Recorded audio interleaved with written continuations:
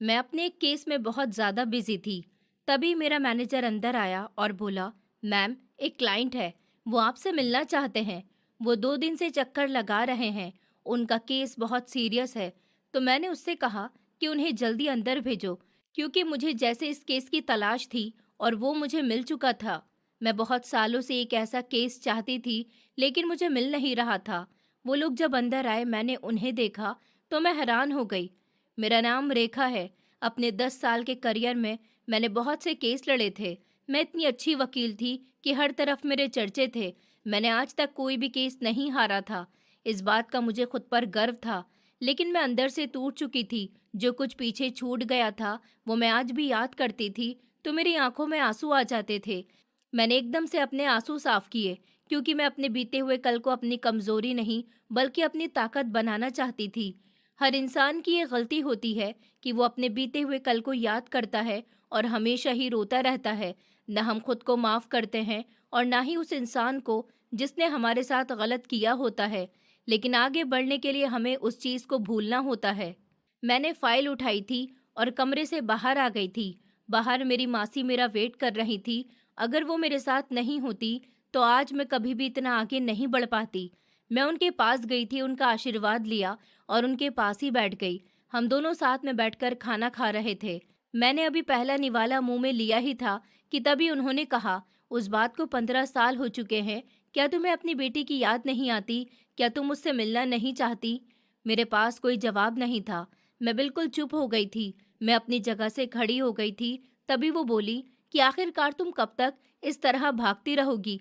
इतने साल हो गए हैं, न तुमने अपने चेहरे की सर्जरी कराई है, न तुम अपनी बेटी से मिलती हो और ना ही तुमने उस आदमी को सजा दिलाई है जिसने तुम्हारे साथ ये सब करा है। मासी की बात सुनकर मेरे अंदर जैसे आग लग गई थी।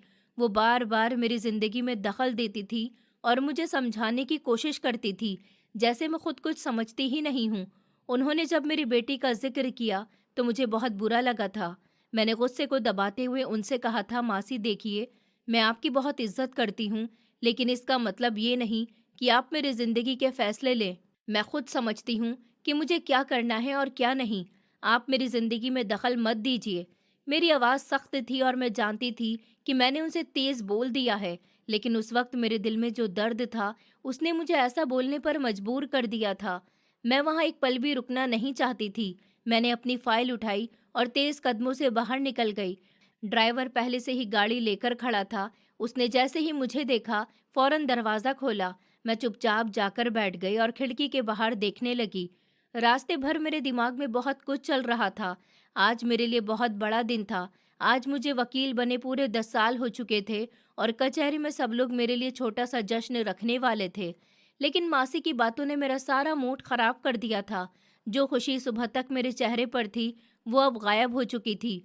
मैं रास्ते भर यही सोचती रही कि लोग क्यों नहीं समझते कि हर इंसान का अपना दर्द होता है और हर कोई उसे भूल नहीं सकता। थोड़ी देर के बाद गाड़ी कचहरी पहुंच गई। मैंने ड्राइवर से कहा कि 5 बजे लेने आना और फिर मैं अंदर चली गई। कचहरी की इमारत मुझे हमेशा ताकत देती थी। यही वो जगह थी जहां आकर मैंने खुद को फिर से खड़ा किया था। यही वो जगह थी जहां मैंने अपने दर्द को कमजोरी नहीं बनने दिया, बल्कि उसे अपनी ताकत बना लिया था। मैं एक अनुभवी वकील बन चुकी थी, इसलिए मुझे वहां एक अलग कमरा दिया गया था। जैसे ही मैं अपने कमरे के पास पहुंची और दरवाज़ा खोला, तो अचानक मेरे ऊपर फूलों की बारिश होने लगी। मैं एक पल को चौंक गई, फिर देखा कि अंदर बहुत से वकील खड़े थे। सब मुस्कुरा रहे थे और ताली बजा रहे थे। उनमें से कई ऐसे लोग थे जिन्होंने मेरे मुश्किल दिनों में मेरा साथ दिया था। जब लोग मुझे कमज़ोर समझते थे, तब उन्होंने मुझ पर भरोसा किया था। आज वही लोग मेरी सफलता पर खुश थे। सब मुझे बधाई दे रहे थे। कोई कह रहा था, आपने नाम रोशन कर दिया। कोई कह रहा था कि आप हमारी प्रेरणा हैं। मैं हल्की सी मुस्कुराई, लेकिन दिल के अंदर का दर्द अब भी वही था। तभी भीड़ में से मेरी दोस्त अंजलि मेरे पास आई। वो बहुत खुश थी। उसने मुझे गले लगाया और कहा कि बहुत बहुत बधाई हो। आज तुम्हें यहाँ तक पहुँचे पूरे 10 साल हो गए। मुझे तुम पर बहुत गर्व है। मैंने भी उसे धन्यवाद कहा। हम दोनों कुछ देर तक बातें करते रहे। फिर वो अचानक थोड़ा गंभीर होकर बोली, तुम ऐसे कब तक रहोगी? मेरी बात मानो, एक बहुत अच्छे सर्जन डॉक्टर है। तुम एक बार उनसे मिल लो, अपॉइंटमेंट ले लो और अपने चेहरे की सर्जरी करा लो। उसकी बात सुनते ही मेरी मुस्कान गायब हो गई। मैंने उसकी तरफ देखा और ठंडे स्वर में कहा, मुझे एक केस पर काम करना है, क्या तुम मेरे कमरे से जा सकती हो? मेरी बात सुनकर वो थोड़ी असहज हो गई, लेकिन फिर बोली कि हाँ, जा रही हूँ, मेरे पास भी बहुत काम है, मैं दिन भर तुमसे बैठकर बातें नहीं करूँगी, लेकिन मेरी बात मान लो, खुद पर इतना जुल्म मत करो। 15 साल हो चुके हैं, आखिर कब तक तुम ऐसे ही रहोगी? एक बार मेरी बात मान लो। इतना कहकर वो चली गई। उसके जाते ही मेरे अंदर जो कुछ दबा हुआ था, वो बाहर आने लगा। मेरी आंखों से आंसू बहने लगे। मैं कुर्सी पर बैठ गई और दोनों हाथों से अपना चेहरा ढक लिया। आज भी वो चीख मेरे कानों में गूंजती थी, जो सालों पहले मेरे अंदर से निकली थी। वो दर्द आज भी जिंदा था। लोग समझते थे कि समय सब भर देता है, लेकिन कुछ जख्म ऐसे होते हैं जो कभी नहीं भरते, बस इंसान उन्हें छुपाना सीख जाता है। मैंने उसी दर्द को अपनी ताकत बना लिया था। मैंने ठान लिया था कि मैं उन औरतों के लिए लड़ूंगी जिनकी आवाज़ कोई नहीं सुनता, जिनके साथ गलत होता है और समाज उन्हें चुप रहने को कहता है। मैं आंसू पोंछ ही रही थी कि तभी दरवाजे पर दस्तक हुई। मैंने खुद को संभाला और कहा कि अंदर आइए। मेरा मैनेजर अंदर आया। वो थोड़ा घबराया हुआ सा लग रहा था।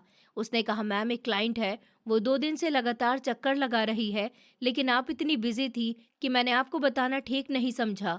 उनके ससुराल वालों ने उनका जीना हराम कर दिया है। उसकी बात सुनते ही मैं तुरंत सीधी होकर बैठ गई। मेरे अंदर जैसे बिजली दौड़ गई। मैंने उसे तेज आवाज में कहा कि उन्हें तुरंत अंदर भेजो, और तुमने ये बात पहले क्यों नहीं बताई? वो बोला, मैम, मैं सोच रहा था सही समय पर बताऊं, लेकिन अब उनकी हालत बहुत खराब है। मैंने गहरी सांस ली और कहा, उन्हें अभी के अभी मेरे पास भेजो। मैं ऐसे ही किसी केस का इंतजार कर रही थी। पिछले 10 सालों में मैंने बहुत केस लड़े थे, लेकिन मेरे दिल के सबसे करीब वही केस होते थे जहां किसी औरत के साथ जुल्म हुआ हो, क्योंकि मैं जानती थी कि दर्द क्या होता है। मैं जानती थी जब अपने ही लोग दुश्मन बन जाएं तो कैसा लगता है। मैं जानती थी जब इंसान चीखना चाहे और उसकी आवाज कोई न सुने तो क्या गुजरती है। मैंने अपने आंसू पूरी तरह साफ किए, अपने चेहरे पर सख्ती लाई और फाइल खोलकर बैठ गई। अब मैं फिर वही मजबूत वकील थी जिसे लोग जानते थे, लेकिन अंदर कहीं एक टूटी हुई औरत अब भी जिंदा थी। दरवाज़ा खुला और मैं उस औरत का इंतज़ार करने लगी जिसे शायद मेरी ज़रूरत थी और शायद मुझे भी उसकी ज़रूरत थी, क्योंकि हर ऐसा केस मुझे याद दिलाता था कि मैं आज इस कुर्सी पर क्यों बैठी हूँ और मैंने अपने दर्द को क्यों ज़िंदा रखा है, ताकि किसी और की ज़िंदगी बचा सकूँ। ऑफिस का दरवाज़ा खुला और जैसे ही वो लोग अंदर आए, मेरी नज़र अपने आप उनकी तरफ चली गई। मैं अपनी कुर्सी पर बैठी फाइल देख रही थी, लेकिन उस पल सब कुछ रुक सा गया था। सबसे पहले एक लड़की अंदर आई थी। उसने अपने चेहरे को दुपट्टे से पूरी तरह ढक रखा था।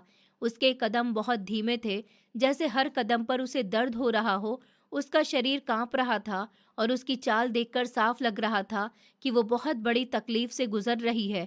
उसके हाथ भी कांप रहे थे और वो बार बार अपने दुपट्टे को चेहरे पर ठीक कर रही थी, जैसे वो दुनिया से अपना चेहरा छुपाना चाहती हो। उसके पीछे एक आदमी अंदर आया था। जैसे ही मेरी नज़र उस आदमी पर पड़ी, मेरे पैरों के नीचे से ज़मीन निकल गई, मेरी सांस अटक गई, मेरा दिल जोर जोर से धड़कने लगा, मेरी आंखें फैल गईं और हाथ कांपने लगे, क्योंकि वो आदमी कोई और नहीं, मेरा पति था। वही आदमी जिसने कभी मेरी जिंदगी को बर्बाद किया था, वही आदमी जिसने मुझे रोते बिलखते छोड़ दिया था, वही आदमी आज इतने सालों बाद मेरे सामने खड़ा था। मैं उसे देखकर पत्थर जैसी हो गई थी। मैं चाहकर भी कुछ बोल नहीं पा रही थी। मेरे गले से आवाज नहीं निकल रही थी। मैं बस उसे देखती रह गई। वो मुझे पहचान नहीं पाया, क्योंकि अब मेरा चेहरा पहले जैसा नहीं रहा था। जिंदगी ने मेरे चेहरे और दिल दोनों पर गहरे निशान छोड़ दिए थे। वो मेरे टेबल के सामने आकर खड़ा हो गया और हाथ जोड़कर बोला, मैडम, मैं 2 दिन से आपके ऑफिस के चक्कर लगा रहा हूँ, लेकिन आप नहीं मिल रही थी। आज बहुत मुश्किल से मिलने का मौका मिला है। उसकी आवाज़ सुनकर मेरा दिल और जोर से धड़कने लगा। मैं उसके हर शब्द को सुन रही थी, लेकिन कुछ बोल नहीं पा रही थी। उसने अपने साथ खड़ी लड़की की तरफ इशारा किया और बोला, ये मेरी बेटी है। इसके ससुराल वालों ने इसके ऊपर बहुत जुल्म किया है। इसके पति ने इसके चेहरे को नुकसान पहुंचाया है, इसका चेहरा बिगाड़ दिया है। मेरी बेटी की कोई गलती नहीं है मैडम, मेरी बच्ची बेकसूर है।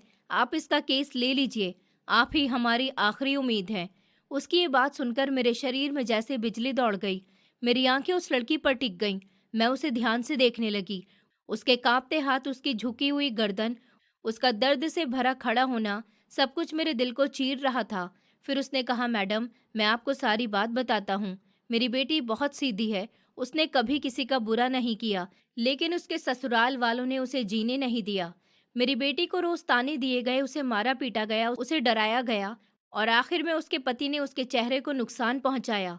उसकी आवाज़ मेरे कानों में गूंज रही थी, लेकिन मेरा मन कहीं और चला गया था। मुझे लग रहा था जैसे सालों पहले का समय वापस आ गया हो, जैसे मेरा अपना पिता मेरे सामने खड़ा होकर मेरे लिए इंसाफ मांग रहा हो, जैसे मेरी पुरानी जिंदगी मेरे सामने फिर से जिंदा हो गई हो।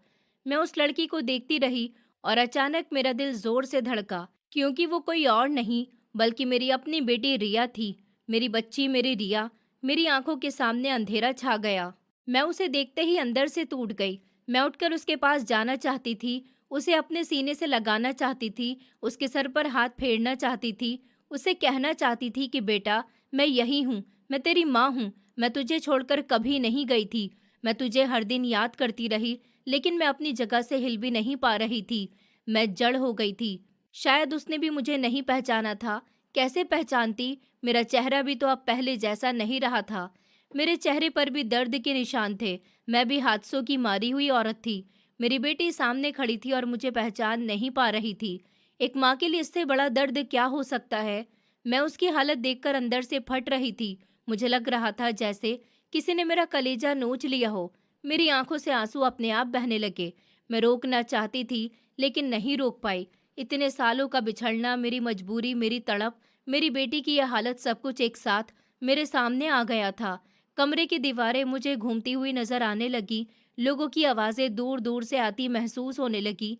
मेरे हाथ सुन पड़ गए। सांस रुकने लगी और अगले ही पल मैं बेहोश होकर जमीन पर गिर गई। जैसे ही मैं गिरी, कमरे में अफरा तफरी मच गई। किसी ने पानी लाने को कहा, कोई मुझे उठाने लगा, कोई डॉक्टर को फोन करने लगा, कोई मेरा नाम लेकर पुकार रहा था, लेकिन मुझे कुछ साफ सुनाई नहीं दे रहा था। सब कुछ धुंधला हो चुका था। कुछ देर के बाद जब मेरी आंख खुली तो मैं अपने केबिन के सोफे पर लेटी हुई थी। मेरा सर बहुत भारी था, आंखें जल रही थी, शरीर टूट रहा था। सामने मेरी दोस्त अंजलि खड़ी थी। उसके चेहरे पर चिंता साफ दिखाई दे रही थी। उसने मेरा हाथ पकड़ रखा था और मेरी तरफ झुककर बोली, तू ठीक है ना? मैंने धीरे से आंखें खोली और इधर उधर देखा। मेरा असिस्टेंट वकील भी वहीं खड़ा था। मैनेजर भी पास खड़ा था। सबके चेहरे पर घबराहट थी। मैंने बहुत मुश्किल से पूछा, वो लोग कहाँ गए? अंजलि ने मेरी तरफ देखा, फिर बोली कि मैंने उन्हें बाहर बिठाया है, पहले तो खुद को संभाल। मेरी आंखों से फिर आंसू बहने लगे। अंजलि समझ नहीं पा रही थी कि मेरे अंदर क्या चल रहा है। कोई नहीं जानता था कि बाहर बैठी लड़की मेरी अपनी बेटी है और जो आदमी इंसाफ मांगने आया है, वही आदमी मेरी जिंदगी उजाड़ कर गया था।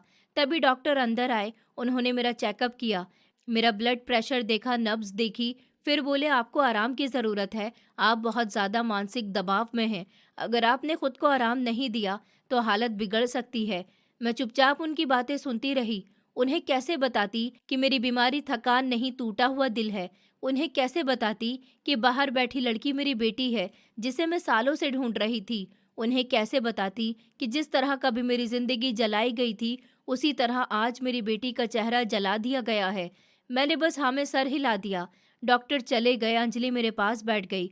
उसने धीरे से कहा, अगर तू चाहे तो आज के सारे केस कैंसिल कर देते हैं। मैंने तुरंत सर हिलाकर मना कर दिया और भारी आवाज में कहा कि नहीं, ये केस होगा और सबसे पहले यही केस होगा। अंजलि ने हैरानी से मेरी तरफ देखा, क्योंकि उसने मुझे पहली बार इस तरह टूटे हुए हाल में भी इतना मजबूत देखा था। मैंने आंखें बंद कर ली। मेरे अंदर दर्द भी था, गुस्सा भी था और एक माँ की तड़प भी थी। आज किस्मत ने उन्हें मेरे सामने लाकर खड़ा कर दिया था। एक तरफ मेरा अतीत था, दूसरी तरफ मेरी बेटी का जला हुआ चेहरा और बीच में मैं थी, एक माँ, एक औरत और एक वकील। मैंने धीरे से आंखें खोली। मेरी आवाज़ अब पहले से ज्यादा मजबूत थी।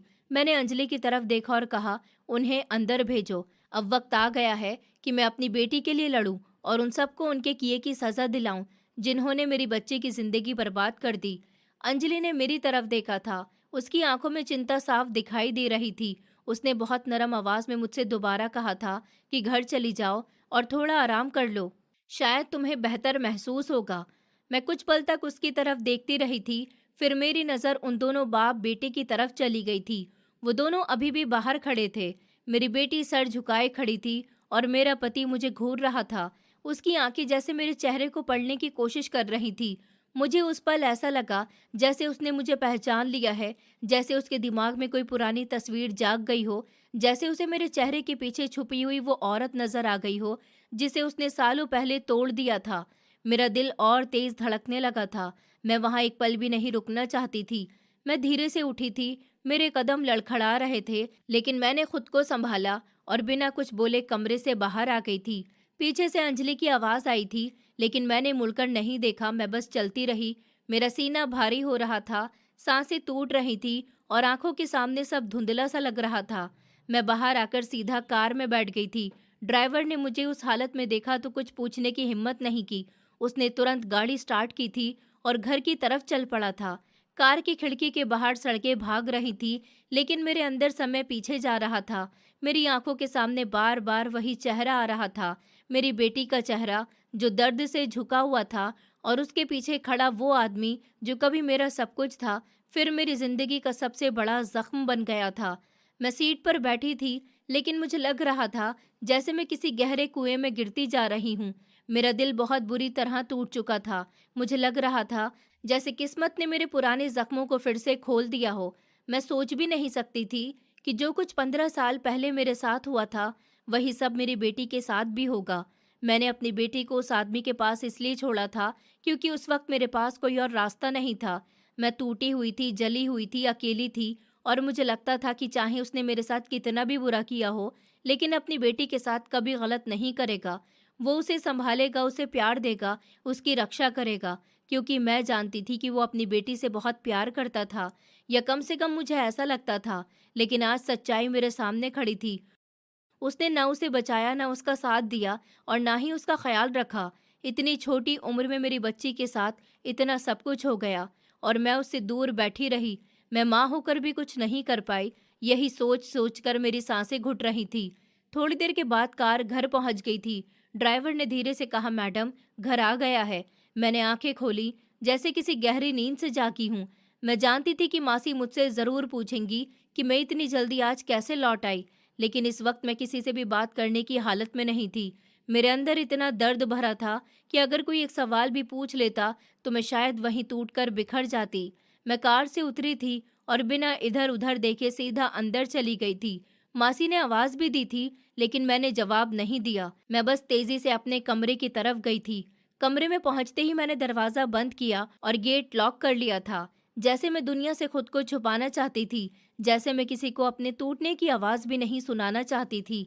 मैं धीरे धीरे पलंग तक गई और बैठते ही मेरी आंखों से आंसू बहने लगे। मैं खुद को रोक नहीं पाई थी। मैं दोनों हाथों से अपना चेहरा ढककर रोने लगी थी। मेरी रुलाई कमरे की दीवारों में दबकर रह गई थी। मुझे समझ नहीं आ रहा था कि मैं किस बात पर ज्यादा रोऊं, अपनी बेटी की हालत पर, अपने बीते हुए दर्द पर, या इस बात पर कि मैंने जिस इंसान पर भरोसा किया था वही भरोसा झूठ निकला। मैं बार बार यही सोच रही थी कि अगर मैं उसे अपने साथ ले आती, अगर मैं लड़ती, अगर मैं उसे छोड़कर न जाती, तो शायद आज वो इस हालत में न होती। लेकिन अब पछताने से क्या बदलना था। मेरी बच्ची का चेहरा जल चुका था, उसकी जिंदगी पर दर्द के निशान पड़ चुके थे, और मैं सिर्फ रो सकती थी। रोते रोते मेरा मन अचानक बहुत पीछे चला गया था। मैं अपने बीते हुए कल में पहुंच गई थी। वो समय जब मैं सिर्फ एक साधारण लड़की थी, सपनों से भरी हुई, हंसती खेलती जिंदगी जीने वाली लड़की। मैंने अभी अभी 12th कंप्लीट किया था। घर की हालत अच्छी नहीं थी, लेकिन मेरे अंदर पढ़ने का जुनून था। मैं आगे बढ़ना चाहती थी, मैं कुछ बनना चाहती थी। इसलिए मैंने ग्रेजुएशन करने के लिए कॉलेज में एडमिशन लिया था। मैं फर्स्ट सेमेस्टर में थी। नई किताबें, नया कॉलेज, नई दुनिया, सब कुछ मेरे लिए बहुत खास था। लेकिन उन खुशियों के पीछे संघर्ष भी बहुत था। कॉलेज की फीस भरना आसान नहीं था, घर से इतना पैसा नहीं आता था, इसलिए मैंने खुद काम करना शुरू किया था। मैं बच्चों को ट्यूशन पढ़ाती थी, छोटे छोटे बच्चों को ABCD से लेकर मैथ्स तक पढ़ाती थी। शाम को 2 घंटे उनके घर जाती थी, और जो पैसे मिलते थे उन्हें संभाल कर रखती थी। उसी से फीस भरती थी। इसके अलावा मैं कढ़ाई बुनाई भी करती थी। पड़ोस की औरतें कपड़े देती थी, मैं उन पर डिज़ाइन बनाती थी, दुपट्टों पर काम करती थी, स्वेटर बुनती थी, और जो थोड़ा बहुत मिलता था उससे अपनी पढ़ाई चलाती थी। कई बार रात देर तक जागना पड़ता था, हाथ दुख जाते थे, आंखें थक जाती थी, लेकिन दिल खुश रहता था, क्योंकि मुझे लगता था मैं अपने सपनों के लिए मेहनत कर रही हूँ। कॉलेज जाना मेरे लिए किसी त्योहार से कम नहीं होता था। मैं सुबह जल्दी उठती थी, अपना पुराना सा बैग तैयार करती थी, किताबें रखती थी और बस पकड़कर कॉलेज चली जाती थी। मेरे पास ज़्यादा कपड़े नहीं थे, लेकिन मैं हमेशा साफ सुथरे कपड़े पहनती थी। मुझे सादगी पसंद थी। क्लास में मैं आगे बैठती थी, ध्यान से पढ़ती थी और टीचर भी मुझे बहुत पसंद करते थे क्योंकि मैं मेहनती थी। कई लड़कियां अमीर घरों से थी, उनके पास सब कुछ था, लेकिन मुझे कभी उनसे जलन नहीं हुई। मुझे बस अपनी मंजिल दिखती थी। मैं सोचती थी एक दिन मैं भी कुछ बनूंगी, अपने पैरों पर खड़ी रहूंगी, मासी को आराम दूंगी, अपना छोटा सा घर लूंगी और चैन से जीऊंगी। मुझे क्या पता था कि मेरी जिंदगी का रास्ता अचानक बदलने वाला है। मुझे क्या पता था कि कॉलेज के उन्हीं दिनों में मेरी मुलाकात उस इंसान से होगी जो पहले मुझे प्यार का सपना दिखाएगा और फिर मेरी पूरी दुनिया उजाड़ देगा। उस समय मैं बहुत भोली थी, लोगों की नीयत पहचानना नहीं जानती थी। मैं हर मुस्कुराते चेहरे को अच्छा समझ लेती थी, हर मीठी बात पर भरोसा कर लेती थी। मुझे नहीं पता था कि कुछ लोग सामने से फूल लगते हैं और अंदर से कांटे होते हैं। मैं पलंग पर बैठी रोते रोते यही सब याद कर रही थी। मेरा दिल अतीत के बोझ से दबा जा रहा था। कमरे में सन्नाटा था। बाहर शायद मासी दरवाज़ा खटखटा रही थी, लेकिन मैं किसी को जवाब देने की हालत में नहीं थी। मैं सिर्फ एक माँ थी जो अपनी बेटी के दर्द में जल रही थी और एक औरत थी जो अपने पुराने जख्म फिर से जी रही थी। मैं अपने बीते हुए कल में पूरी तरह खोई हुई थी, जैसे आज का दिन कहीं दूर छूट गया हो और मैं फिर से उन्हीं पुराने दिनों में लौट गई हूँ, जब मेरी जिंदगी उम्मीदों और संघर्ष के बीच चल रही थी। मैं अपनी मेहनत से अपनी पढ़ाई पूरी कर रही थी। हर दिन मेरे लिए आसान नहीं होता था, लेकिन मैं हार मानने वालों में से नहीं थी। सुबह कॉलेज जाना, शाम को बच्चों को ट्यूशन पढ़ाना, रात को कढ़ाई बुनाई करना और फिर देर रात तक अपनी किताबें खोल कर पढ़ना, यही मेरी जिंदगी थी। थकान बहुत होती थी, हाथ दर्द करते थे, आंखें जलती थीं, लेकिन दिल में एक सपना था कि मुझे वकील बनना है, मुझे अपनी पहचान बनानी है, मुझे किसी पर बोझ बनकर नहीं जीना। मैं चाहती थी कि एक दिन मुझे लोग मेरे नाम से जाने, मेरी मेहनत से जाने। मेरा फर्स्ट सेमेस्टर बहुत अच्छे से पूरा हो गया था। अच्छे नंबर आए थे, टीचर्स भी मेरी तारीफ करते थे। मैं और ज़्यादा मेहनत करने लगी थी। मुझे लगता था कि अब रास्ता खुल रहा है, बस ऐसे ही चलते रहना। फिर मैं सेकंड सेमेस्टर में आई ही थी कि एक दिन घर का माहौल अचानक बदल गया था। पिताजी के चेहरे पर खुशी थी, माँ भी कुछ छुपा रही थी। मुझे लगा शायद कोई अच्छी खबर है, लेकिन जो खबर थी उसने मेरे पैरों तले जमीन खींच ली थी। मुझे बताया गया कि मेरे लिए एक बहुत अच्छे घर से रिश्ता आया है। लड़का सरकारी टीचर है, घर अच्छा है, कमाई अच्छी है, लोग इज्जतदार हैं और सबसे बड़ी बात ये कि उन्होंने मुझे पसंद किया है। पिताजी इस रिश्ते से बहुत खुश थे। उन्होंने लगभग फैसला कर लिया था कि यही रिश्ता सही है और मेरी शादी यहीं होगी। जब मुझे ये सब पता चला तो मेरा दिल बैठ गया था। मुझे बहुत बुरा लगा था, जैसे किसी ने मेरे सपनों पर पत्थर रख दिया हो। मैं उस रात ठीक से सो भी नहीं पाई थी। मेरे सामने किताबें रखी थी, लेकिन अक्षर धुंधले लग रहे थे। अगले दिन मैंने हिम्मत करके पिताजी से बात की थी। मैंने उनसे कहा था कि पिताजी, मुझे अभी शादी नहीं करनी, मैं आगे पढ़ना चाहती हूँ, बस कुछ साल और पढ़ने दीजिए। मैं एक बार वकील बन जाऊंगी तो ऐसे बहुत से रिश्ते मेरे लिए आएंगे, तब आप मेरी शादी कर दीजिए। मैं अभी अपना सपना अधूरा नहीं छोड़ना चाहती। मैंने बहुत प्यार से समझाया था। मैं रोई भी थी, लेकिन उन्होंने मेरी एक नहीं सुनी थी। वो गुस्से में बोले थे कि तुम्हें पढ़ लिख कर क्या करना है, तुम वकील बनकर क्या ही कर लोगी, आखिर में घर ही संभालना है ना। इतने अच्छे घर से रिश्ता आया है, सरकारी नौकरी वाला लड़का है, लड़के का नाम रमेश है। ऐसे रिश्ते रोज नहीं आते। मैं तुम्हारा बुरा नहीं सोच रहा हूँ, तुम्हारी शादी कर देना ही ठीक लगता है। उनकी आवाज़ में फैसला था, मेरे लिए कोई जगह नहीं थी। मैंने फिर भी कहा था कि पिताजी, मैं पढ़ना चाहती हूँ, लेकिन उन्होंने साफ कह दिया था कि बात अब खत्म हो चुकी है, रिश्ता पक्का होगा और शादी भी होगी। मैं चुप हो गई थी, लेकिन अंदर से टूट रही थी। मुझे लगा जैसे मेरी मेहनत, मेरी रातें, मेरी किताबें, मेरे सपने सब बेकार हो गए। मैंने माँ से बात करने की कोशिश की थी। मुझे उम्मीद थी कि शायद माँ मेरा दर्द समझेंगी। मैं उनके पास जाकर बैठी थी और रोते हुए कहा था कि माँ, मुझे आगे पढ़ने दीजिए। अगर आप लोग शादी करना चाहते हैं तो ठीक है, मैं शादी कर लूँगी, लेकिन एक बात का वादा कर दीजिए, शादी के बाद मुझे पढ़ने की परमिशन चाहिए। मैं अपनी पढ़ाई पूरी करना चाहती हूँ, मैं एक वकील बनना चाहती हूँ। माँ ने मुझे चुप कराया था, मेरे सर पर हाथ फेरा था और कहा था कि ठीक है, अगर तुम्हारा पति चाहे तो तुम आगे पढ़ लेना। ये सुनकर मुझे थोड़ी उम्मीद मिली थी। मैंने सोचा चलो शायद शादी के बाद सब ठीक हो जाए, शायद ससुराल वाले समझदार निकलें, शायद पति साथ दे दे, शायद मेरी जिंदगी पूरी तरह ना टूटे। कुछ महीनों बाद मेरी शादी हो गई थी। घर में शोर था, रिश्तेदार थे, ढोल था, गाने थे, हंसी थी, लेकिन मेरे अंदर सन्नाटा था। सब लोग कह रहे थे कि लड़की कितनी खुशकिस्मत है, इतना अच्छा रिश्ता मिला है, सरकारी नौकरी वाला पति है, अच्छा घर है, लेकिन कोई मेरे दिल की आवाज़ नहीं सुन रहा था। शादी के सारे रस्मों रिवाज पूरे हुए, मैं लाल जोड़े में बैठी थी, चेहरे पर मुस्कान थी, लेकिन वो मुस्कान सिर्फ दिखावे की थी। मैं हर पल खुद को समझा रही थी कि शायद सब ठीक होगा, शायद मेरा डर गलत निकलेगा। ससुराल पहुंचने पर सबने मेरा स्वागत किया। मेरी सास ने बड़े प्यार से मुझे अंदर बुलाया था। उन्होंने सबके सामने कहा था कि मैं जानती हूँ मेरी बहू पढ़ रही है और मैं इसकी पढ़ाई अधूरी नहीं छोड़ने दूंगी। ये वकील बनना चाहती है, इसकी पढ़ाई का खर्चा मैं उठाऊंगी, इसे वकील बनाऊंगी। वहां मौजूद सब लोग उनकी तारीफ करने लगे थे। कोई कह रहा था वाह कैसी सोच है, कोई कह रहा था कि आजकल ऐसी सास कहाँ मिलती है। ये सब सुनकर मेरी आंखों में खुशी के आंसू आ गए थे। मुझे लगा शायद ऊपर वाले ने मेरी सुन ली, शायद सच में मुझे अच्छा घर मिला है, शायद अब मैं शादी भी निभाऊंगी और पढ़ाई भी पूरी कर लूंगी। उस दिन पहली बार शादी के बाद मुझे थोड़ा सुकून मिला था। मैं मन ही मन सास का शुक्रिया कर रही थी। मैं सोच रही थी कि मैं इनका भरोसा कभी नहीं तोड़ूंगी। मैं मेहनत करूंगी, नाम कमाऊंगी और इस घर का मान बढ़ाऊंगी। सब कुछ बाहर से बहुत अच्छा लग रहा था। रात हो गई थी, शादी की पहली रात थी। घर की औरतें कमरे में बैठी थी, हंसी मजाक चल रहा था, रस्में हो रही थी। मैं शर्म और थकान में चुप बैठी थी। तभी मेरे पति वहां आए। उन्होंने सबको जाने का इशारा किया। धीरे धीरे सब बाहर चले गए। कमरे में सन्नाटा हो गया। मैं घबराई हुई थी। नया घर, नया रिश्ता, नया इंसान।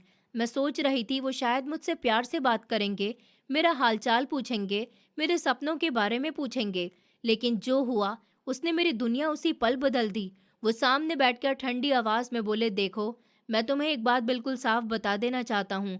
माँ ने ऐसे ही सबके सामने कह दिया था कि हम तुम्हें आगे पढ़ने देंगे, क्योंकि वो चाहती थी कि हमारे परिवार की वाहवाही हो, लोग हमारी तारीफ करें। लेकिन हमारे घर के कुछ रूल्स हैं। शादी के बाद हमारे यहाँ लड़कियां पढ़ती नहीं हैं। मैं एकदम जम गई थी। मेरी सांसें अटक गई थी। उन्होंने आगे कहा, अगर तुम पढ़ना ही चाहती हो तो मेरे घर के दरवाजे खुले हुए हैं, तुम जा सकती हो। उनके चेहरे पर ना गुस्सा था ना शर्म, बस एक सख्ती थी, जैसे वो कोई नियम सुना रहे हों। मैं कुछ पल तक उन्हें देखती रह गई। मुझे लगा शायद मैंने गलत सुना है। मैंने धीरे से कहा, लेकिन माँ जी ने सबके सामने कहा था। वो बीच में ही बोले, मैंने कहा ना, वो सिर्फ दिखावे के लिए था। यहाँ वही होगा जो हमारे घर में हमेशा से होता आया है। उस पल मुझे लगा जैसे किसी ने मेरे सीने पर चोट मार दी हो। जो सपना मुझे दिखाया गया था वो एक पल में टूट चुका था। मेरी आंखों से आंसू बहने लगे। मैं रोना नहीं चाहती थी लेकिन रोक नहीं पाई थी। मैं उस कमरे में बैठी थी, दुल्हन के जोड़े में सजी हुई, लेकिन अंदर से पूरी तरह उजड़ चुकी थी। शादी के पहले ही दिन मुझे समझ आ गया था कि मैं बहू बनकर इस घर में आई हूँ, इंसान बनकर नहीं। मेरे सपनों की कोई कीमत नहीं थी, मेरी पढ़ाई की कोई अहमियत नहीं थी, मेरी इच्छा का कोई मतलब नहीं था। उस रात मैं बहुत रोई थी, चुपचाप, ताकि बाहर किसी को आवाज ना आए। मेरी मेहंदी अभी सूखी भी नहीं थी और मेरी उम्मीदें पहले ही दिन धुल चुकी थी। मेरी शादी को एक हफ्ता हो चुका था और देखते ही देखते वो 7 दिन भी निकल गए थे, जिनमें मैं हर रोज खुद को समझाती थी कि शायद सब ठीक हो जाएगा, शायद मेरे पति का गुस्सा कम हो जाएगा, शायद वो अपना फैसला बदल देंगे। लेकिन हर दिन के साथ मेरी चिंता और बढ़ती जा रही थी, क्योंकि अगले हफ्ते मेरे पेपर्स थे और मुझे कुछ समझ नहीं आ रहा था कि मैं क्या करूं। मैं सुबह से रात तक घर के कामों में लगी रहती थी, लेकिन मेरा मन हर समय किताबों और आने वाले एग्जाम में अटका रहता था। मैं बर्तन मांजते हुए भी सवाल याद करती थी, खाना बनाते हुए भी दिमाग में वही चैप्टर घूमते रहते थे। रात को जब सब सो जाते थे, तब मैं चुपचाप बैठकर सोचती थी कि क्या मेरी पढ़ाई यही खत्म हो जाएगी, क्या मैंने जितनी मेहनत की थी वो सब बेकार चला जाएगा। मेरी सास ने शादी वाले दिन सबके सामने कहा था कि वो मेरी पढ़ाई पूरी करवाएंगी, लेकिन शादी के बाद उन्होंने दोबारा इस बारे में कोई बात तक नहीं की थी। इसीलिए मैं और ज्यादा घबरा रही थी। मुझे लगने लगा था कि शायद वो बात सच में सिर्फ लोगों को दिखाने के लिए कही गई थी। मैं कई दिनों तक चुप रही, लेकिन जब पेपर सर पर आ गए तो मेरी हिम्मत टूटने लगी। मैंने अपनी माँ को फ़ोन किया था। मुझे लगा था कि वो मेरा दर्द समझेंगी, लेकिन उन्होंने उल्टा मुझे ही डाँट दिया था। उन्होंने कहा, "अब आगे पढ़कर क्या करोगी? जितना पढ़ना था उतना पढ़ लिया ना, अब शादी हो गई है तो घर सँभालो, किताबों का चक्कर छोड़ो।" उनका ये कहना मेरे दिल पर चोट जैसा लगा था। मैं चाहती थी कोई एक ऐसा इंसान तो मेरा साथ दे, लेकिन वहाँ भी मुझे समझने वाला कोई नहीं था। मैं फ़ोन रखकर बहुत रोई थी, लेकिन उसी रोने के बाद मैंने ठान लिया था कि चाहे जो हो जाए, मैं अपनी पढ़ाई नहीं छोड़ूंगी। मैंने इतने साल मेहनत की थी, मैं इतनी आसानी से हार नहीं मान सकती थी। अगले दिन बहुत डरते डरते मैं अपनी सास के पास गई थी।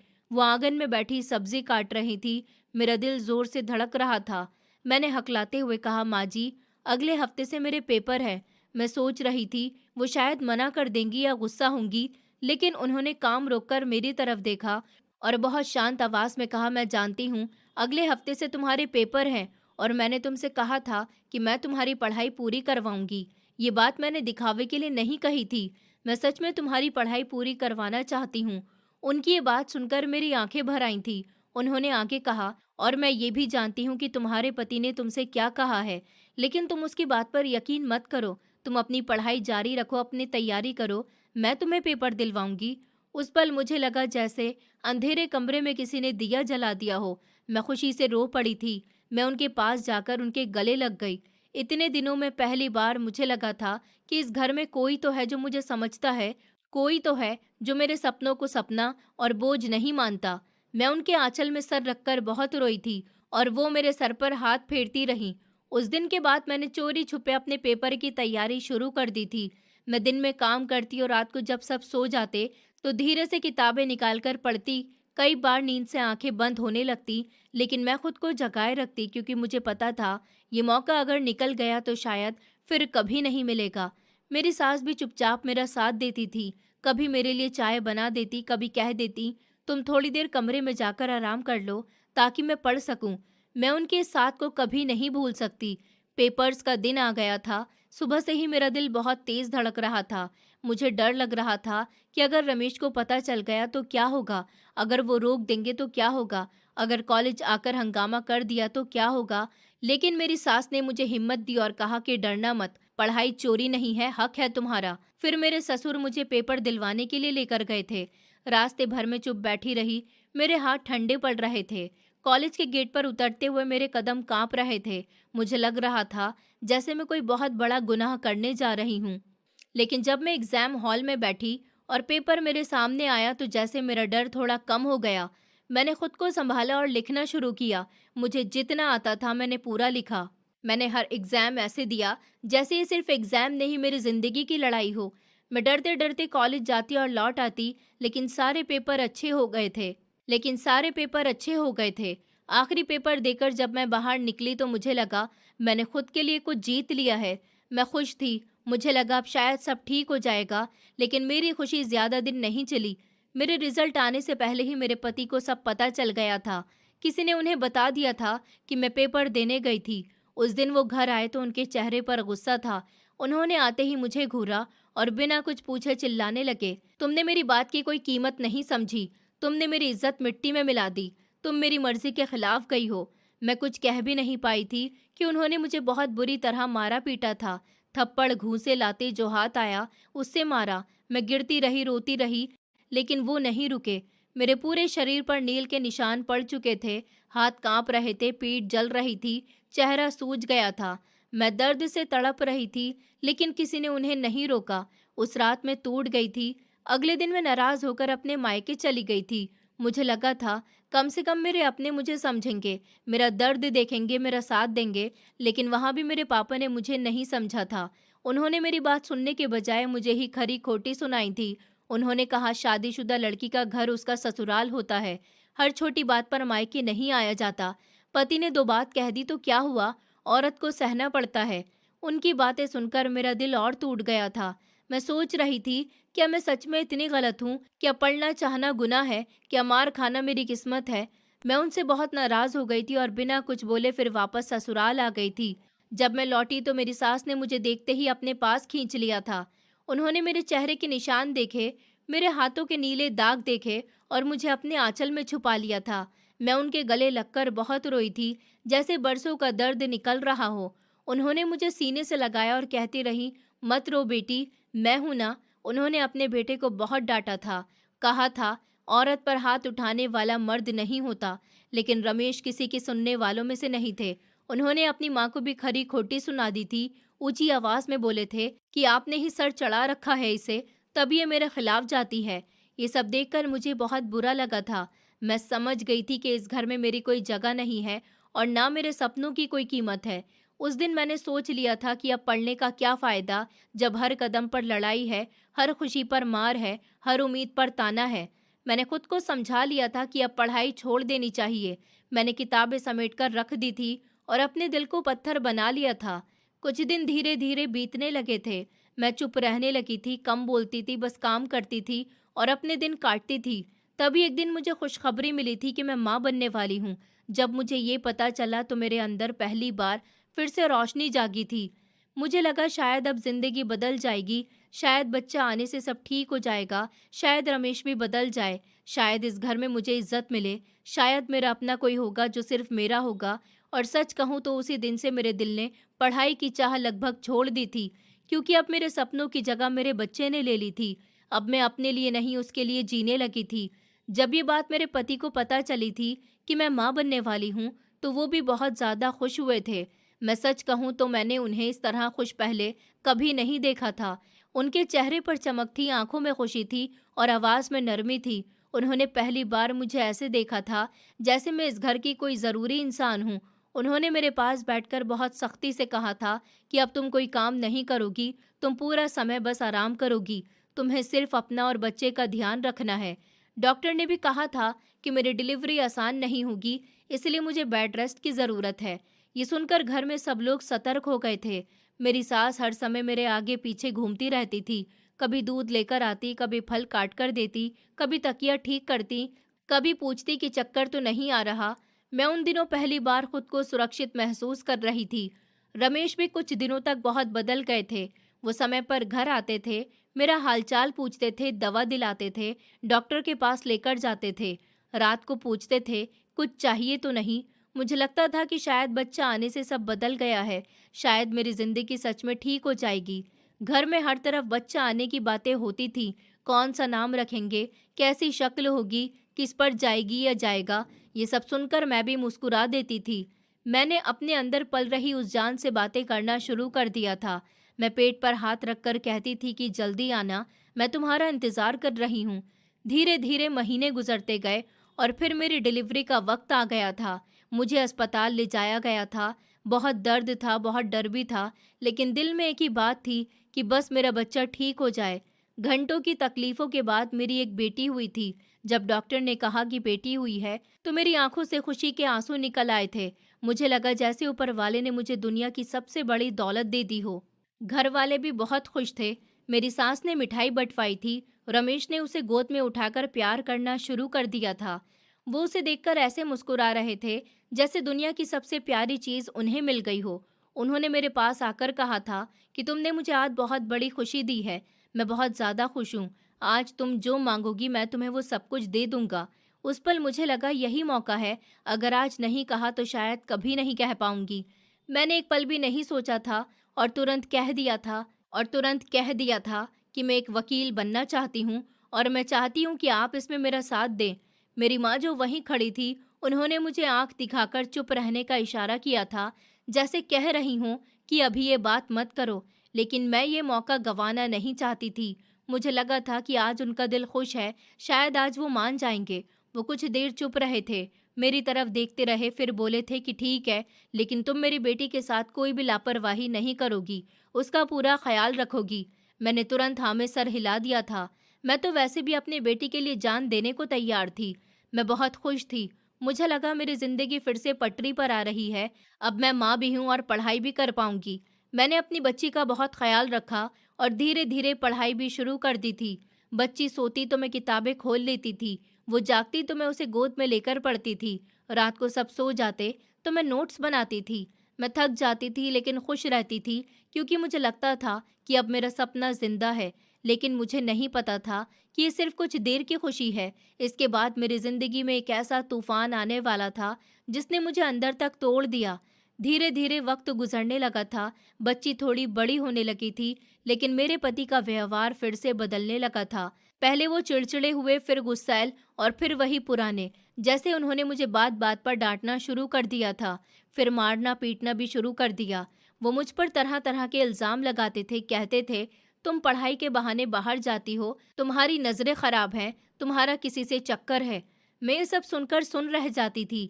मैंने कभी सपने में भी ऐसा नहीं सोचा था, लेकिन वो बिना वजह मुझ पर शक करते रहते थे। उन्होंने एक बार फिर मेरी पढ़ाई बंद करवा दी थी, किताबें उठाकर फेंक दी थी, कहा था अब बस बहुत हो गया, घर संभालो। मुझे बहुत गुस्सा आया था। इस बार मैं चुप नहीं रही थी, इस बार मैं खुद के लिए लड़ी थी। मैंने उनसे कहा था अगर पढ़ाना नहीं था तो झूठा वादा क्यों किया, बार बार उम्मीद देकर तोड़ते क्यों हो। हमारे बीच इतनी जोरदार लड़ाई हुई थी कि पूरा मोहल्ला तमाशा देखने लगा था। लोग दरवाजों पर खड़े थे, कोई खिड़की से झांक रहा था, कोई छत से देख रहा था। मैं रो रही थी, वो चिल्ला रहे थे, और मेरी छोटी बच्ची डर के मारे रो रही थी। उस दिन झगड़कर मैं अपने माँ बाप के घर चली गई थी। मुझे लगा इस बार तो वो मेरा साथ देंगे, लेकिन वहाँ भी मुझे समझा नहीं गया था। उन्होंने मुझे ऐसी ऐसी बातें सुनाई कि मेरा दिल और टूट गया। उन्होंने कहा कि औरत का घर उसका ससुराल होता है, हर बात पर लौट आना ठीक नहीं, लोग क्या कहेंगे, थोड़ी बहुत लड़ाई हर घर में होती है, सहना सीखो।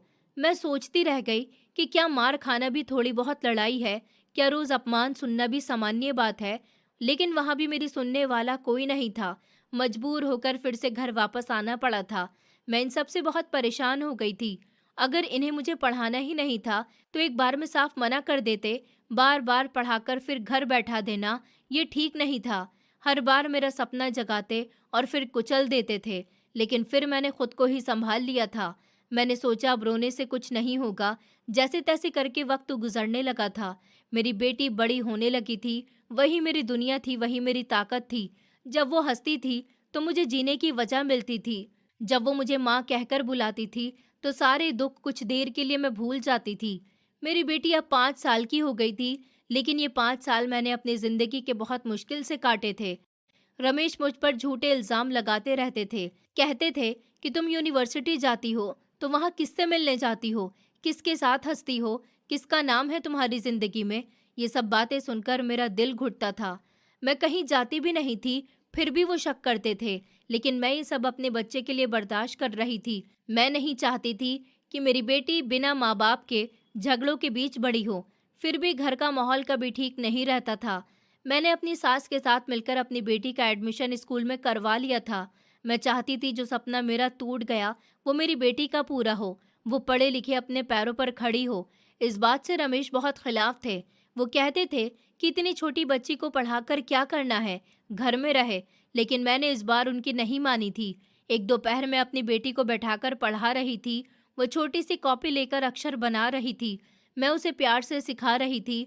तभी अचानक दरवाजा जोर से खुला और रमेश अंदर आए। उन्हें देखकर मैं डर गई। उनके चेहरे पर गुस्सा था, आंखें लाल थी और हाथ में एक बोतल थी। मैं समझ नहीं पाई कि ये सब क्या हो रहा है। मेरा दिल जोर से धड़कने लगा था। मेरी बेटी भी डरकर मेरे पीछे छुप गई थी।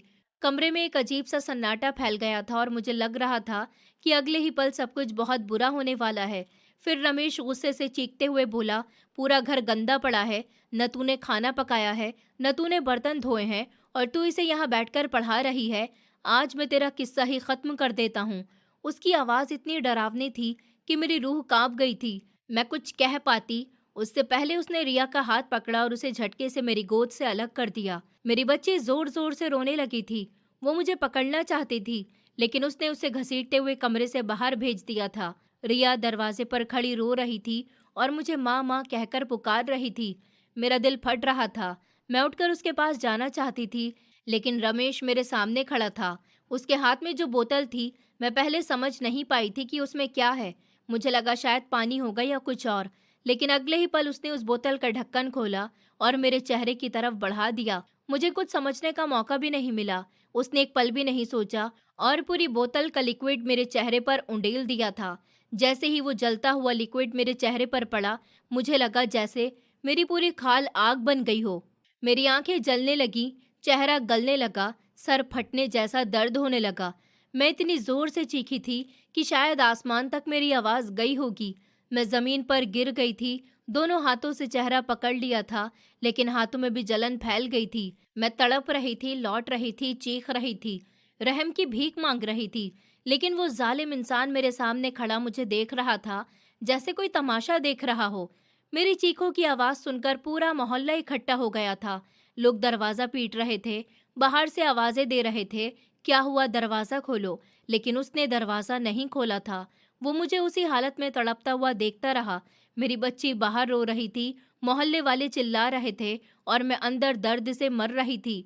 मुझे लग रहा था मेरी सांसें बंद हो जाएंगी। मेरा चेहरा पिघल रहा था, आंखों के सामने अंधेरा छा रहा था। मैं बहुत देर तक रोती रही, चीखती रही, तड़पती रही।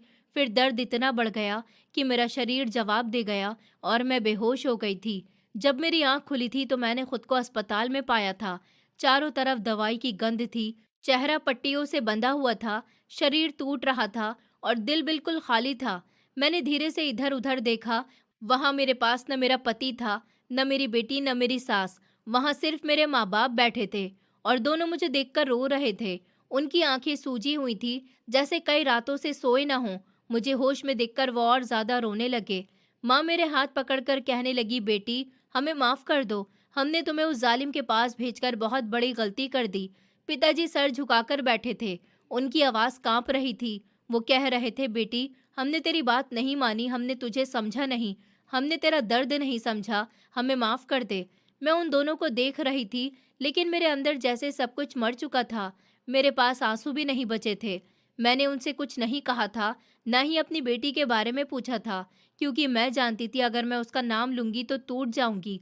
मैंने बस धीरे से इतना कहा था, पिताजी अगर आप फिर मुझे उस जालिम के पास भेजना चाहते हैं तो मैं ऐसा बिल्कुल नहीं करूंगी। मैं कहीं और जाकर रह लूंगी, आपके घर को भी छोड़ दूंगी, मगर मैं वहां वापस नहीं जाऊंगी। मेरी आवाज कमजोर थी, लेकिन इरादा पत्थर जैसा मजबूत था। पिताजी तुरंत रो पड़े और बोले, नहीं बेटी, मैं ऐसा कुछ नहीं करूंगा। तुम मेरे पास ही रहोगी, तुम मेरी बेटी हो, अब तुझे कोई कहीं नहीं भेजेगा। उस दिन पहली बार मुझे लगा था कि उन्होंने मुझे समझा है। अस्पताल में कई दिन मेरा इलाज चला। चेहरा इतना जल चुका था कि डॉक्टर भी कहते थे कि समय लगेगा, बहुत समय लगेगा। दर्द हर दिन होता था। पट्टी बदलते समय ऐसा लगता था जैसे फिर से जिंदा जला दिया गया हो। मैं आईना नहीं देखती थी, देखने की हिम्मत ही नहीं थी। कुछ दिनों के बाद जब मुझे छुट्टी मिली तो मैं अपने घर आ गई, लेकिन अब मैं पहले वाली लड़की नहीं थी। मेरे चेहरे के साथ साथ मेरी मासूमियत भी जल चुकी थी। फिर कुछ दिनों बाद मैंने उस आदमी को तलाक दे दिया था। मेरे अंदर अब उसके लिए न डर बचा था, न रिश्ता, न उम्मीद। मैं बस उससे हमेशा के लिए दूर होना चाहती थी। उसके बाद मैं अपनी मासी के घर जाकर शिफ्ट हो गई थी। मेरी मासी ने मुझे बेटी से ज्यादा प्यार दिया। उन्होंने मुझे छुपाया नहीं, संभाला। उन्होंने मुझे बोझ नहीं समझा, सहारा दिया। वहीं से मैंने अपनी पढ़ाई दोबारा शुरू की। शुरुआत आसान नहीं थी। लोग देखते थे, कुछ लोग दया से, कुछ लोग हैरानी से, लेकिन मैं अब टूट कर बैठने वाली नहीं थी। मैंने किताबें फिर उठाईं, मैंने खुद को फिर से जोड़ा, दिन रात पढ़ाई की, दर्द के साथ पढ़ाई की, आंसुओं के साथ पढ़ाई की और आखिर वही मुकाम हासिल किया जिसके लिए कभी मैं लड़ी थी। मैं एक काबिल वकील बन गई थी। एक समय था जब मैं बहुत खूबसूरत थी। लोग मेरी खूबसूरती की बहुत तारीफ करते थे, कहते थे मेरी आंखें बहुत सुंदर हैं, मेरा चेहरा बहुत नूर वाला है। लेकिन उस जालिम इंसान ने मेरे चेहरे का ये हाल कर दिया था कि मैं खुद को शीशे में देखने से डरती थी। कई बार आईने के सामने खड़ी होकर वापस लौट आती थी, लेकिन दुनिया ने मुझे जितना डराया था उतना बुरा व्यवहार नहीं किया। लोग मेरे चेहरे से नहीं, मेरे हौसले से मिले। किसी ने मुझे देखकर डरकर मुंह नहीं मोड़ा, बल्कि बहुत लोगों ने मेरा साथ दिया, मुझे सम्मान दिया, मुझे सहारा दिया। और सबसे ज्यादा मेरी मासी ने मेरा हाथ नहीं छोड़ा। उन्होंने मुझे फिर से जीना सिखाया, मुझे यहाँ तक पहुँचाया। मैं हर मुकदमा लड़ते समय सोचती थी कि कोई और औरत मेरे जैसा दर्द ना सहे, लेकिन आज जब अपनी बेटी को उसी हालत में देखा था जिस हालत में मैं खुद गुजरी थी, तो मुझसे रहा नहीं जा रहा था। मेरा कलेजा फट रहा था। मैं सोच रही थी, मैंने उसे उस आदमी के पास इसलिए छोड़ा था कि वो उसका बाप है, उसे बचाएगा, लेकिन उसने तो अपनी बेटी की जिंदगी भी नहीं बचाई। मेरी बच्ची ने वही सहा जो उसकी माँ ने सहा था। यही सोचकर मेरा दम घुट रहा था। आज इतने सालों के बाद मैं फिर से वही दर्द जी रही थी।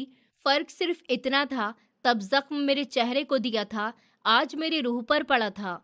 लेकिन उस दिन मैंने अपने दिल में एक फैसला कर लिया था कि जो दर्द मैंने सहा है, वो दर्द मैं अपनी बेटी को अब और नहीं सहने दूंगी। मैं उसे टूटने नहीं दूंगी, मैं उसे अकेला नहीं छोड़ूंगी, और जिसने उसके साथ ये सब किया है उसे सज़ा ज़रूर दिलाऊंगी। मैं चाहती थी कि उसे ऐसी सज़ा मिले कि दुनिया का हर आदमी सीख ले कि पत्नी कोई खिलौना नहीं होती जिस पे शक करके मारो पीटो या जला डालो। मैं चाहती थी कि जो आग उसने मेरी बेटी पर डाली है, वही आग कानून की सज़ा बनकर उसकी ज़िंदगी जला दे। मैंने अपने आंसू पोंछे और माँ बनने से पहले वकील बनकर खड़ी हो गई। मैं अपनी बेटी के पास बैठी थी, उसका हाथ पकड़ा था और बहुत प्यार से उससे सारी बातें पूछी थी। शुरू में वो बहुत डरी हुई थी, उसकी आवाज़ काँप रही थी, आंखों में दर्द था, लेकिन मैंने उसे भरोसा दिलाया कि अब मैं हूं ना, अब कोई तुझे हाथ भी नहीं लगाएगा। धीरे धीरे उसने सब बताना शुरू किया। उसने कहा उसका पति उम्र में उससे 15 साल बड़ा है। शादी के बाद से ही वो उसके ऊपर जुल्म करता था, हर बात पर शक करता था। किसी से बात कर ले तो लड़ाई, किसी को देख ले तो इल्जाम, हंस दे तो ताना, रो दे तो मारपीट। उसने बताया कि वो घर से बाहर भी कम निकलने देता था, फोन चेक करता था, लोगों से मिलने नहीं देता था, और हर समय यही कहता था कि उसका किसी और के साथ चक्कर चल रहा है। मेरी बेटी रोते हुए बोली कि मैंने कुछ नहीं किया था, मैं तो बस दूध वाले से पैसे का हिसाब पूछ रही थी। उसने देख लिया और उसी बात को बहाना बनाकर मेरा चेहरा जला दिया।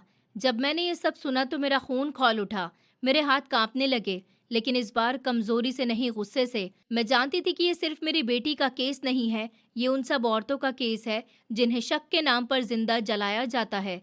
मैंने उसी वक्त केस दर्ज करवाया, पुलिस पर दबाव डलवाया, मेडिकल रिपोर्ट लगवाई, गवाह जुटाए, पड़ोसियों के बयान लिए, अस्पताल के कागज लिए, हर सबूत अपने हाथ से तैयार किया। मैं हर तारीख पर खुद खड़ी हुई। अदालत में मैंने उसके खिलाफ सख्त दलीलें दी। मैंने कहा, ऐसा आदमी सिर्फ एक औरत का अपराधी नहीं, पूरे समाज का अपराधी है। अगर इसे छोड़ा गया तो ये और जिंदगियां बर्बाद करेगा। मैंने अदालत को बताया कि कैसे उसने सोची समझी नियत से वो लिक्विड खरीदा, कैसे उसने बच्ची को कमरे से बाहर भेजा, कैसे दरवाज़ा बंद किया, और कैसे मेरी बेटी को तड़पता छोड़ दिया। मैंने उसके झूठ एक एक करके तोड़ दिए। वो कभी कहता कि हादसा था, कभी कहता गुस्से में हुआ, कभी कहता कि मुझसे गलती हो गई, लेकिन मैंने साफ कहा, किसी का चेहरा जलना गलती नहीं होता, बल्कि इरादा होता है। आखिरकार अदालत ने उसे दोषी माना और उसे उम्र कैद की सज़ा दी गई। साथ ही 50 लाख का जुर्माना लगाया गया। जब फैसला सुनाया गया तो मेरी आंखों में आंसू आ गए, लेकिन इस बार ये आंसू कमजोरी के नहीं, जीत के थे। मुझे लगा आज देर से ही सही न्याय मिला है। मैंने अपनी बेटी से उसका तलाक भी करवाया। मैं नहीं चाहती थी कि वो उस नर्क से किसी भी रिश्ते में बंधी रहे। कागज पूरे हुए और मेरी बेटी उस आदमी से हमेशा के लिए आज़ाद हो गई। फिर मैंने रमेश से भी साफ कह दिया कि ये मेरी बेटी है, तुमने इसकी ज़िंदगी बर्बाद कर दी। तुमने उसे उस घर में भेजा जहां उसकी चीखें सुनी गईं, लेकिन बचाई नहीं गई। लेकिन अब मैं इसके साथ और बुरा नहीं होने दूंगी, ये मेरे साथ रहेगी। रमेश उस दिन सर झुकाकर खड़ा था, उसकी आंखों में पछतावा था। उसने मुझसे बहुत माफ़ी मांगी थी। उसने कहा कि मुझे माफ़ कर दो, मैंने तुम्हारे साथ जो किया मैं जानता हूँ, मैं तुम्हारा बहुत बड़ा गुनहगार हूँ, मुझे माफ़ कर दो, मैं बदल गया हूँ, मैंने बहुत कुछ सहा है। तुम्हारे जाने के बाद मुझे मेरी गलतियों की सज़ा मिली, लेकिन मेरे अंदर इतनी हिम्मत नहीं थी कि मैं उसे माफ़ कर सकूं। माफ़ी सिर्फ शब्द नहीं होती, दिल चाहिए होता है, और मेरा दिल उसने सालों पहले तोड़ दिया था। उसने मेरी ज़िंदगी बर्बाद की थी, मेरे चेहरे को जला डाला था, मेरे सपने छीने थे, मुझे मेरी बेटी से दूर किया था। मैं उसे कैसे माफ़ कर देती? मैं उसे कभी माफ़ नहीं कर सकती थी। मेरी बेटी ने भी कई बार मुझसे कहा कि माँ, पिताजी को माफ़ कर दीजिए, आपके जाने के बाद इन्होंने बहुत कुछ सहा है। दादी उन्हें छोड़कर चली गई थी, लोग उन्हें ताने देते थे, लेकिन उन्होंने मुझे बहुत प्यार से पाला। मैंने बेटी की बात सुनी और उसके सर पर हाथ फेरकर कहा, बेटी, मुझे माफ़ कर देना, लेकिन मैं तुम्हारे पिताजी को माफ़ नहीं कर सकती। मैं नफ़रत लेकर नहीं जीना चाहती, लेकिन रिश्ता भी नहीं रखना चाहती, बस इतना ही काफ़ी है। इसके बाद मैंने अपनी बेटी को अपने पास रखना शुरू कर दिया। मैंने उसका इलाज करवाया, बड़े डॉक्टरों से सलाह ली, उसकी कई सर्जरी करवाई। दर्द भरे लंबे इलाज के बाद उसका चेहरा पहले से बहुत ज़्यादा सुंदर हो गया, लेकिन मेरे लिए उसकी असली सुंदरता उसके हौसले में थी।